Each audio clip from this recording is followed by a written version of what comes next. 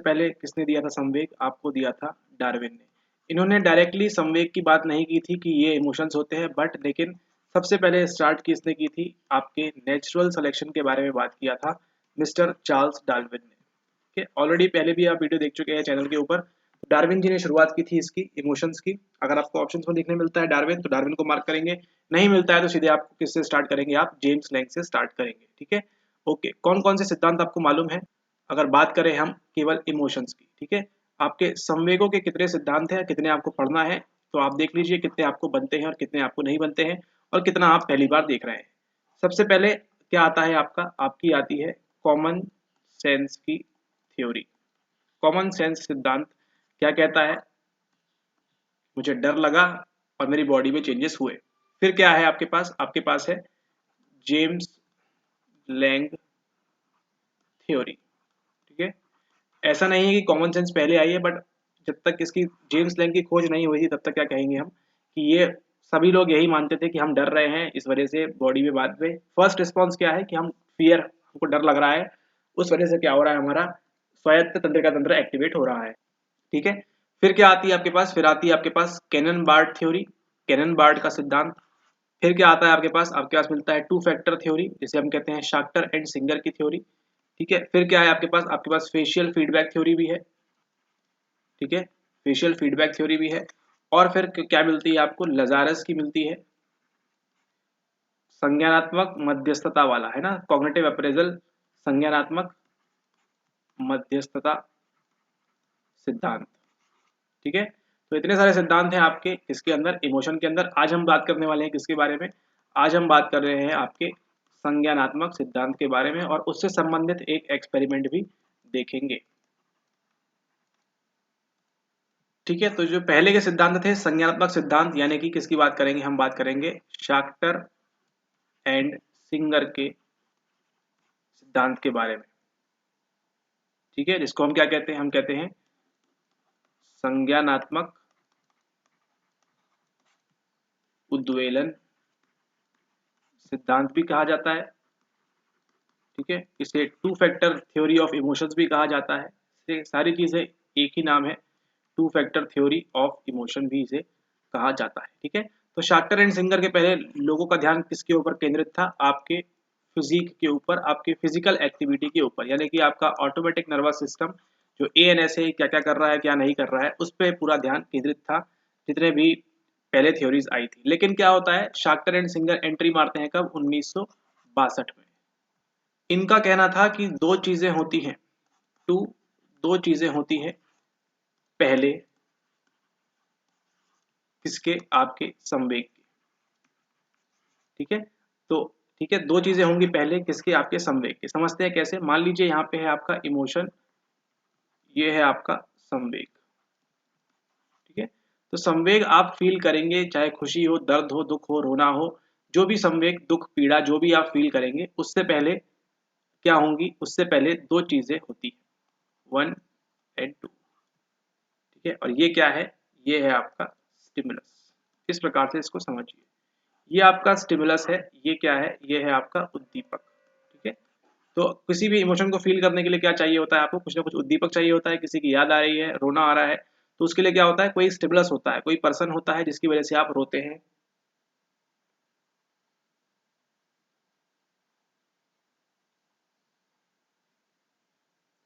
या किसी भी वजह से क्या होता है, आपके पास स्टिमुलस होना जरूरी है। बिना स्टिमुलस के कैसे इमोशन दिखाएंगे आप?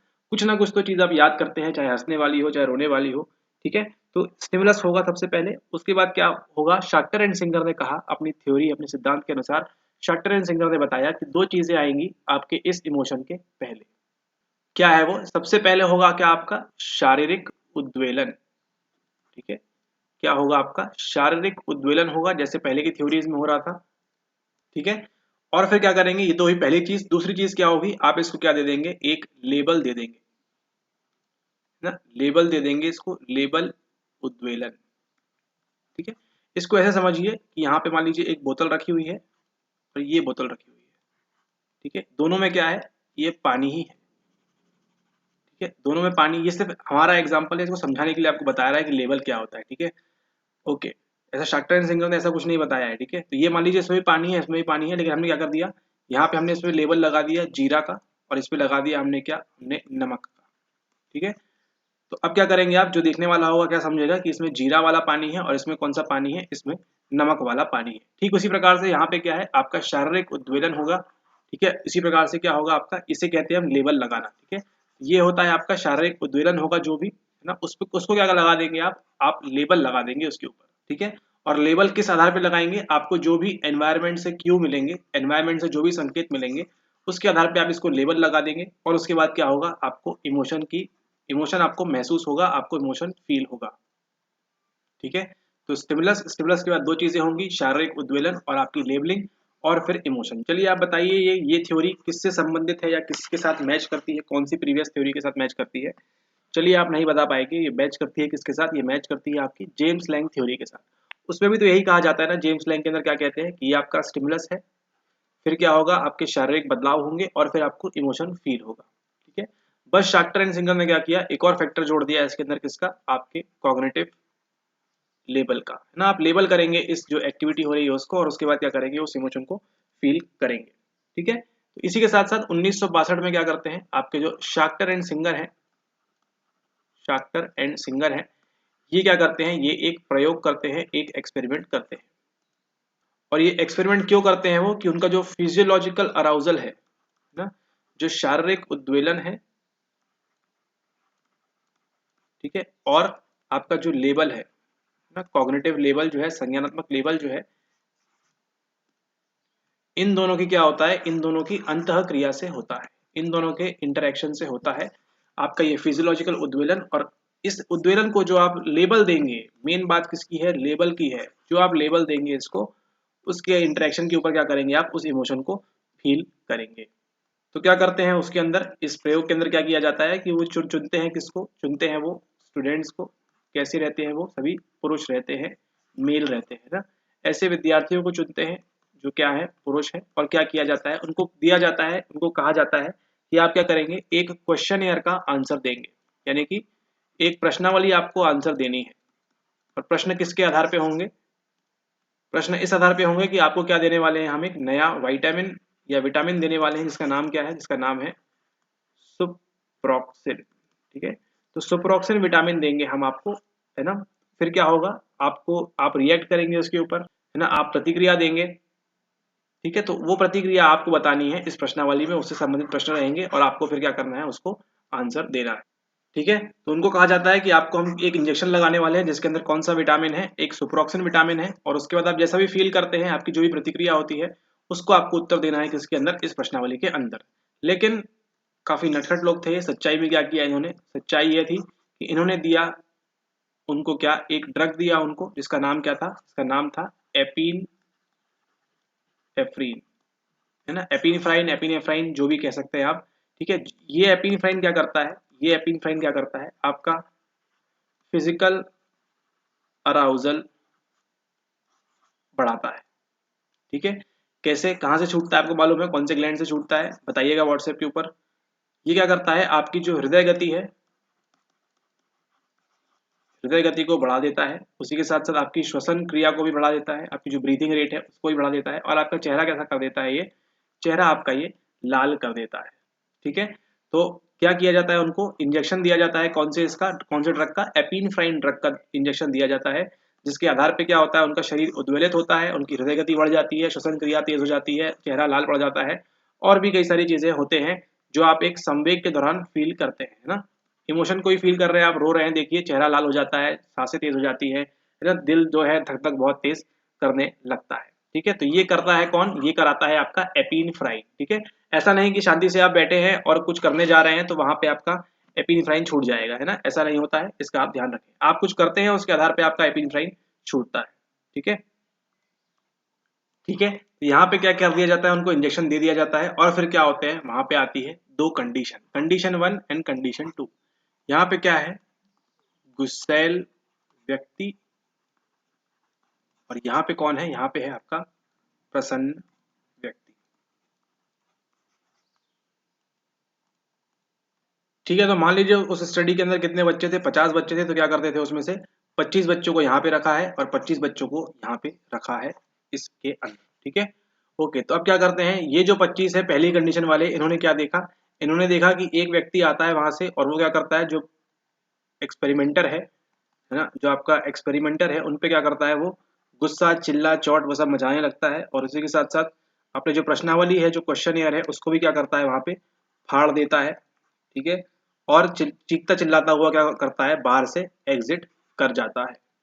ठीक है, दूसरी कंडीशन में क्या होता है, ये आदमी कैसा रहता है, हैप्पी रहता है, प्रसन्न रहता है, कमरे में खेलता कूदता है, उछलता है, खुश रहता है, मेनली बात यहाँ पे ध्यान रखनी है, खुश है ना, गुस्से में नहीं है।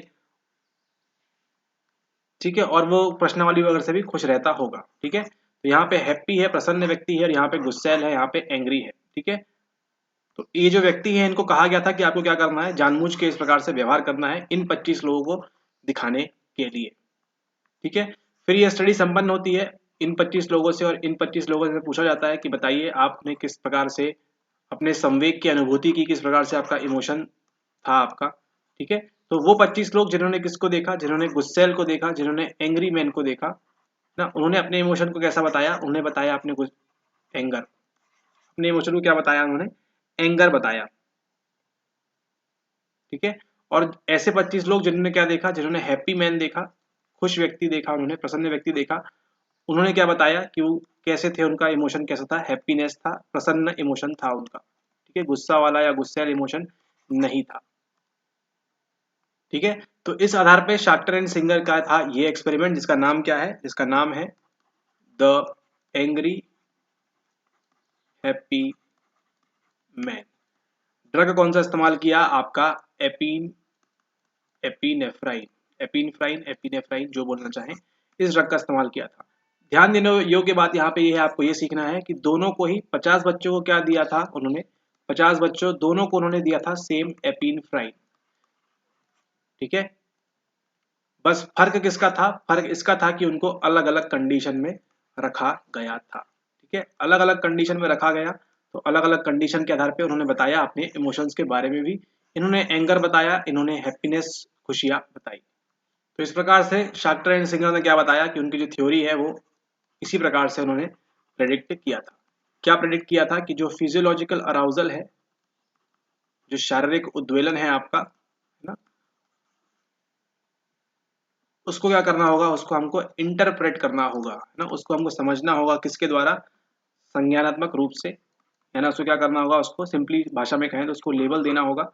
ठीक है, इसके पहले कि हम क्या कर सके, उस इमोशन को हम फील कर सके।